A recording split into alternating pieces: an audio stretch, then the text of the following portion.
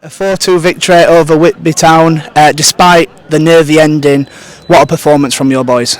Yeah, another great performance. We seem to be getting better game by game. I think what I need to do is probably not give him a pre-season, let him off with it and get him into the first game, because I don't seem to have much luck with them first game at seasons. But no, joking aside, is we're getting better every single game. We're getting stronger, fitter, more organised. Obviously it comes with gameplay, people playing with each other as well, but no, absolutely perfect performance for us. And away from home, we're a side that's been on fire.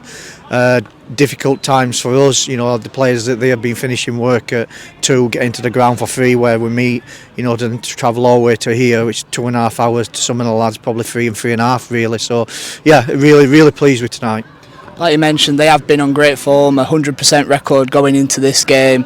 Probably a couple of questions looking to see how we could do against somebody that might be up there at the end of the season. But the first sort of half an hour, when the 2 goals went in and the way that we were playing and battling against them, it quickly put them questions to bed, didn't it? Yeah, I think they'll 100% be up there. There's no doubt about that. You can see that, where they play, and we know the dangers that they had before we even arrived here. They're a good side. So, but I keep saying to the lads in there, yes, we are new to this level, but we're a good side as well. And every team that we come up against, we're going to have a go at them. We're going to, try and utilise our strengths against it. And I thought that's probably what we did tonight really well. There's some magnificent performances in there, but the 2 wide men, getting behind their back 4 constantly caused them absolute massive threats. And I thought Vaughan Medford down the middle, he never gets the credit really that he deserves, but he's been magnificent this season. And filling in there at the 9, I say filling in because really it's his really to lose at the minute in time now. He set the press off, he worked so hard closing them down. He didn't allow them to play, which allowed us to trigger our press and obviously utilise then us getting behind and causing them a lot of problems. So yeah. So, as you mentioned, the wing play from our side was fantastic. Not necessarily in a way that we've seen the likes of Josh and Regan get forward as such, because it seemed when they got forward they tucked in really well. It was more Luke and Jay that was on the wide positions. Did you recognise that early that their fullbacks were struggling against them? I don't think you would recognise that the fullbacks struggle. Obviously, they like to get the fullbacks forward. They try to get them forward pretty early, and their wingers come inside. So we know that they'd leave the space. So we tried to create a game plan to come here to do that and get the space in behind, and that's what we did. And even you going into the second half, again we know the throw even higher.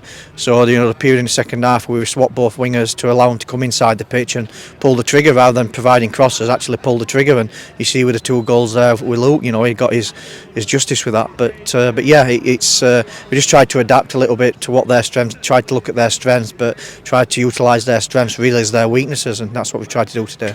Like I said, all 4 goals have come from them wide positions, and all 4 had that ounce of quality, whether it be Luke's wing play for the first, Terry's crossfield ball and Jay's early ball into the box, and what a header from Greeny in that sense, and we know your tactics in getting the midfield pushing in and getting into to join the attack, and then the other 2 goals from Luke late on. How pleasing is that?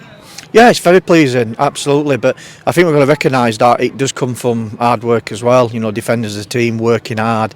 Again, some absolute magnificent performances in their back 4, rock solid. Goalkeeper came and got everything when he needed to do, and wedging there doing what he does, putting out fires, working hard and being an absolute leader. So doing all the rubbish side of the things, tonight helped us to actually progress, being positive and going forward.